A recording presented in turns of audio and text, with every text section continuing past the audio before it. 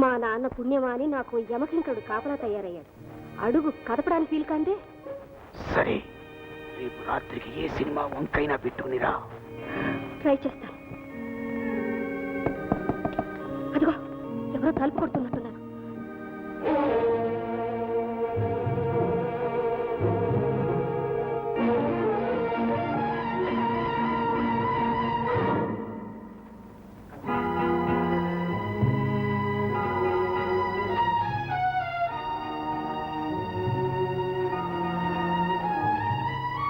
ఎవరమ్మా? ఎవరా మనిషి? ఎవరో నీకు సంజాయిషి ఇవ్వాలా? సంజాయిషి ఇవ్వటం కాదమ్మా, కావలసిన వాళ్ళు అడిగినప్పుడు మర్మం విడిచి మనసులో ఉన్న మాట చెప్పటం మంచిదమ్మా. ఏదైనా పొరపాటు జరగకముందే సరిదిద్దుకోవటానికి వీలవుతుంది. చూడమ్మా, ఇది వంశ గౌరవానికి సంబంధించిన విషయం.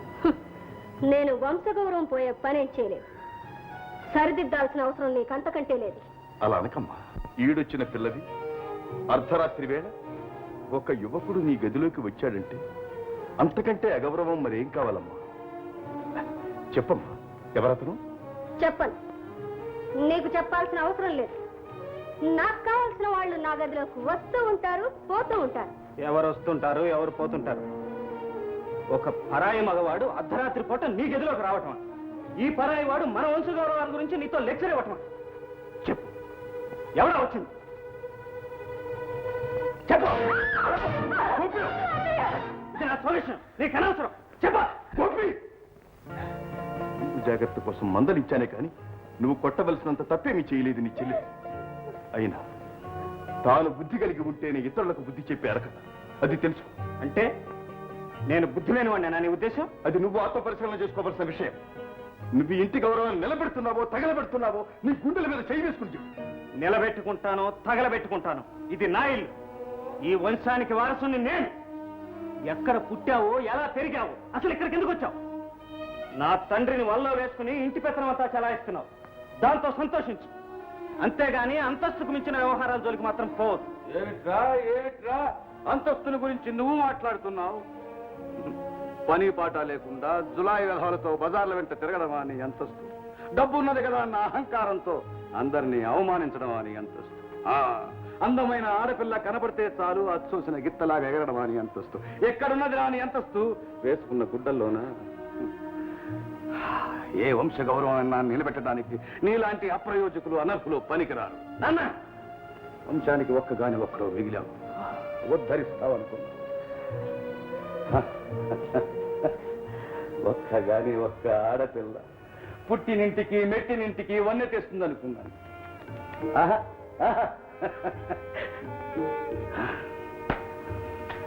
రాము సంరక్షణలో ఉంటే నా పరువు ప్రతిష్టలు, మీ బ్రతుకులు కూడా నిలబడతాయి. అందుకే రాముని నమ్మాను, అధికారం ఇచ్చాను.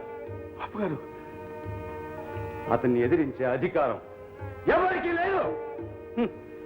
ఎవడో గాలి కొట్టుకొచ్చిన వాడి మోచేతి నీళ్లు తాగవలసిన అవసరం నాకు లేదు.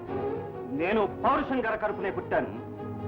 మీ వంశగౌరవాన్ని నేను కాపాడగలనన్న నమ్మకం మీకు లేనప్పుడు నేను ఇంట్లో ఒక్క క్షణం కూడా ఉండదు. గోపి,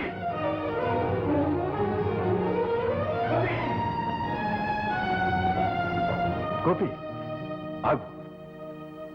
నేను ఇక్కడున్నది ఈ ఇల్లు చక్కబెట్టడానికి, నీ హక్కును అధికారాన్ని చేజిక్కించుకోవాలని కాదు. నేను ఇక్కడుంటే నీ సుఖ సంతోషాలకు అడ్డు వస్తాననుకుంటే యుగత నేను ఇక్కడి నుంచి వెళ్ళిపోతాను. రాము, ఇంట్లోంచి వెళ్ళనని మాట ఇచ్చావు. బాబు గారు, అంతే.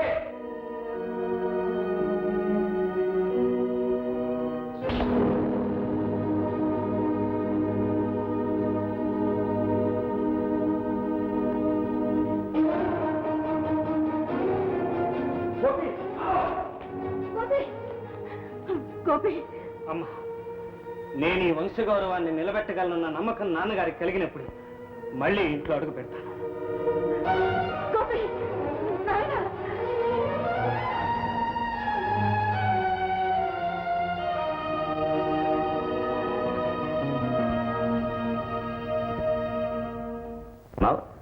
అమెరికన్ వ్యాపారస్తుడికి మన 7వ నంబరు ఎర్ర గులాబీ అంట్లు కావాలా? మన ధర ఒప్పుకున్నాడు కదా. Okay, go ahead. బాయ్. ఏమిటన్నయ్యా నువ్వు ఇంకా రెడీ కాలేదా? ఎక్కడికమ్మా అంత అర్జెంటు? ఇవాళ మామయ్య గారి ఇంట్లో రామకృష్ణ బర్త్డే కాదు, ఫంక్షన్ కండద్దు. ఓహో, ఐఎమ్ సారీ, మర్చిపోయాను. Just 5 minutes. త్వరగా రా అన్నయ్య. ఓకే. ఏమిటి గురు అలా డల్గా ఉన్నావు? నువ్వు హుషారుగా లేకపోతే మా కంగారు ఎత్తిపోతుంది. ఈ రోజు మా అన్నయ్య పుట్టినరోజు పండుగ. అయితే ఆలోచన ఎందుకు, అర్జెంటుగా వెళ్ళిపోదాం. వెళ్ళే అవకాశమే ఉంటే ఈ ఆవేదన ఎందుకు? ఇన్నేళ్లుగా మా అన్నయ్య బర్త్డే ఫంక్షన్ నేను లేకుండా ఎప్పుడూ జరగలేదు. ఇప్పుడు మాత్రం ఎందుకు జరగాలి?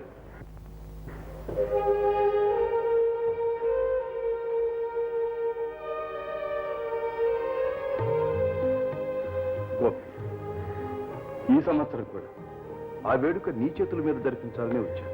జరిపించలేదు. అలా జరగదని తెలిసే పిలవడానికి వచ్చావు. చాలా తెలివి కలవాడివి కదా. నువ్వెందుకో మొదటి నుంచి నన్ను అపార్థం చేసుకుంటావు. ఇదిగో చూడు, నా మనసులో నిన్ను గురించి ఏముందో నీకేమీ తెలియదు. బాగా తెలుసు.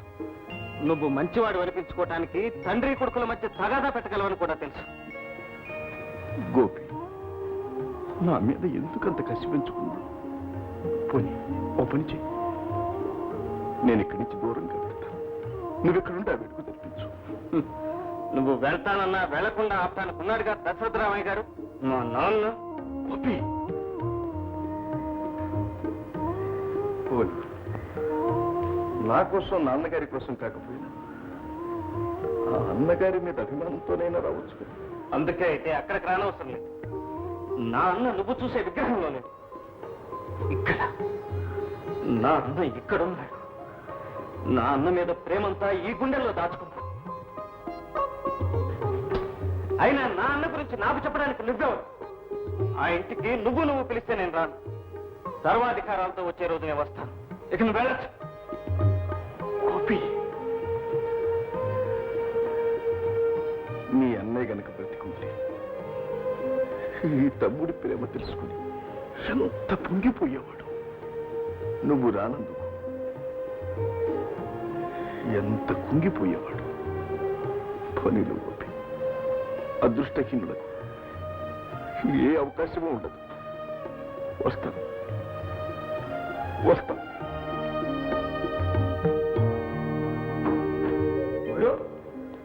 ఇది తీసుకొని డల్నెస్ అంతా పోతుంది. అదేమిటి గురు, నువ్వు రోజు రోజుకి ఇలా మారిపోతుంటే మేమంతా ఏమైపోయేట్టు, అసలు దేశం ఏమైపోయేట్టు? గంగలో కలవండి, నాకు అనవసరం.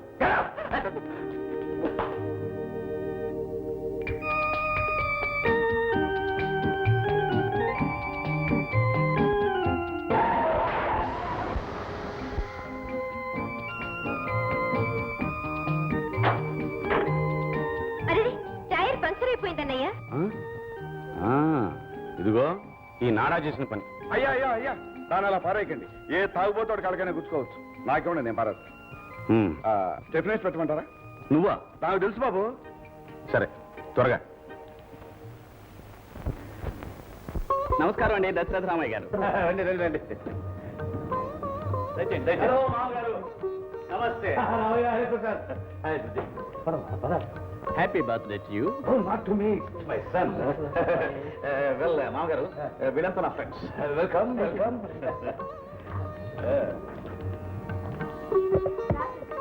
నీకోసమే ఎదురు చూస్తున్నా. Very fine. Splendid. Well, my friends, go on. Make yourselves comfortable. మామగారు, నేను వెళ్ళొస్తాను. అప్పుడే చాలా అర్జెంట్ పని ఉంది. సుజీ ఇక్కడే ఉంటుంది, నేను మాత్రం వెళ్ళొస్తాను. ఓకే? పాపాలరావు, గీత, అందరికీ అన్ని ఏర్పాట్లు సక్రమంగా చూస్తున్నారా? ఓ బ్రహ్మాండం. జాగ్రత్త జాగ్రత్త. Very good. మావయ్య, ఏమో బొమ్మకే బర్త్డే ఫంక్షన్ ఇంత గొప్పగా చేస్తున్నావు. ఇదే అసలు కొడుకు అయి ఉంటే ఇంకెంత గొప్పగా చేసేవాడి.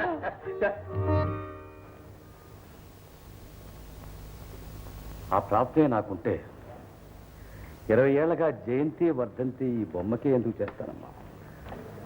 ఆకుచాటు పిందె తడిసే, కొమ్మ చాటు పువ్వు తడిసే, ఆకుచాటు పిండ తడిసే కొమ్మ చాటు పువ్వు తడిసే ఆకాశ గంగొచ్చింది అందాలు ముంచెత్తింది గోదారి పొంగొచ్చింది కొంగుల్ని ముడిపెట్టింది